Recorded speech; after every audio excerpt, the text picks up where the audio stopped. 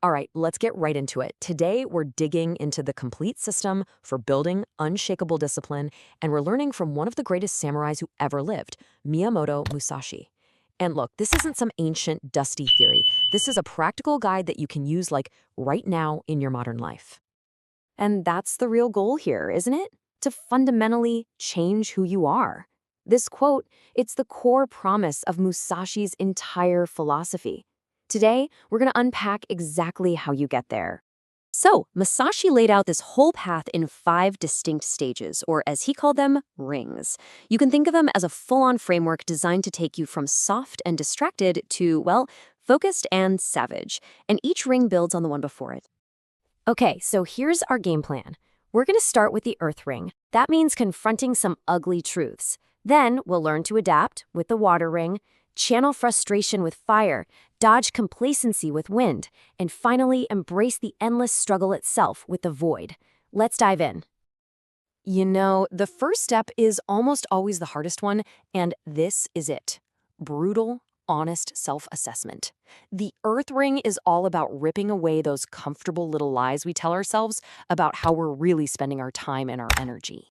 So let's introduce our guide for this journey. We'll call him Gohan. Now, Gohan thinks he's incredibly busy. I mean, he wakes up, immediately grabs his phone, opens a million tabs at work, and comes home totally exhausted. But the reality, well, his day is just a mess of distractions and what you might call fake work, stuff that produces almost nothing of real value. So to see the truth, Gohan tracked every single minute for a week. And the results? Whoa, they were not pretty. 6 hours a day on his phone. 6. 8 more hours just on Busywork, and that left a measly 2 hours for actual, focused, deep work.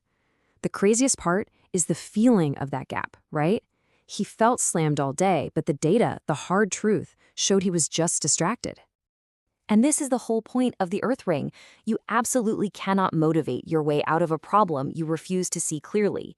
Gohan didn't have a time management issue. He had a focus and an honesty issue. Plain and simple, he was lying to himself. And this is the bedrock of discipline. You have to accept reality first, the good, the bad, and especially the ugly. This is the non-negotiable first step on the warrior's path. No way around it. Okay, so you face the truth, you know where you're weak.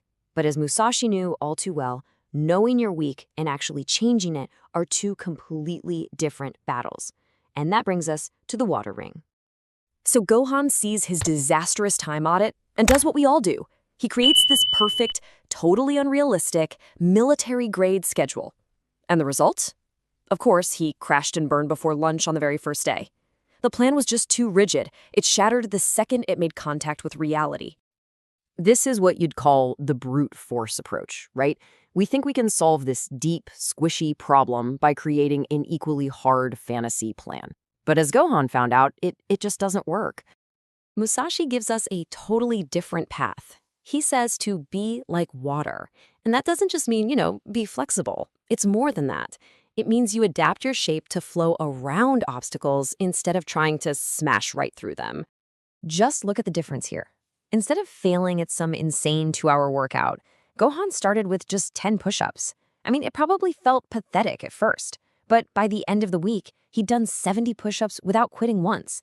That small, consistent pressure will always wear down the rock of bad habits, where one big smash just fails every single time. So you're flowing, you're building a little momentum, things are starting to happen. But then a new enemy shows up, and this one's inside you. It's comparison, it's self-doubt, it's that nagging anger that you're not moving fast enough. And that's where the fire ring comes in. Oh, we all know this voice, don't we? The one that whispers, "You're pathetic," every time you see someone else succeeding. The fire ring is all about learning how to deal with this internal drill sergeant. Now here is the critical shift. The problem isn't the anger itself. It's all about where you aim it. If you aim that fire at yourself, you just spiral into self-destruction. But if you aim it directly at your weakness, at the problem itself, you create this incredibly powerful fuel for evolution.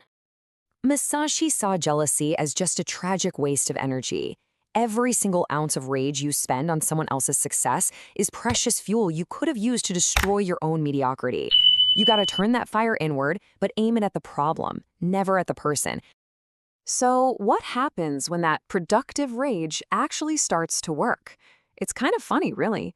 You start winning, you start changing, and you walk right into a brand new, much more subtle trap: complacency. This is pretty humbling when you think about it. After more than 60 victories, totally undefeated, Miyamoto Musashi still thought of himself as a student. Meanwhile, after maybe 60 days of a new habit, what do? We think, yeah, I've got this figured out. We get comfortable. And comfort is the absolute enemy of growth. Think of it kind of like a video game. The beginner's challenge is just learning the controls, right? Just starting. But as you get better, the enemies get tougher. And the final boss, it isn't some external monster. It's the internal arrogance that tricks you into thinking you can stop practicing the fundamentals. And that humility brings us to the final and maybe the most profound ring: the void ring. This explains the mindset that separates the true masters from everyone else who's just passing through. This is the question that I think everyone asks eventually. After months, maybe years, of waking up early, of pushing through that resistance, you hit a wall and you just wonder, when does this fight finally end?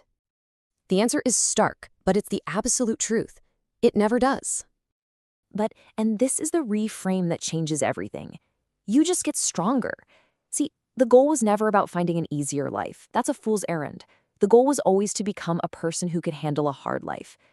The challenges don't shrink. Your capacity to meet them grows. And this is the ultimate shift. This is the void. It's accepting that the struggle is eternal. The moment you stop fighting the fact that the battle is permanent, it stops feeling like a battle at all. It just becomes your nature. The struggle is the discipline. Musashi's 5 rings give us the map. They show us where we are, how to move forward, what fuel to use, how to stay humble, and ultimately how to endure. So the only question left for you is, what weakness gets attacked first? What battle starts today?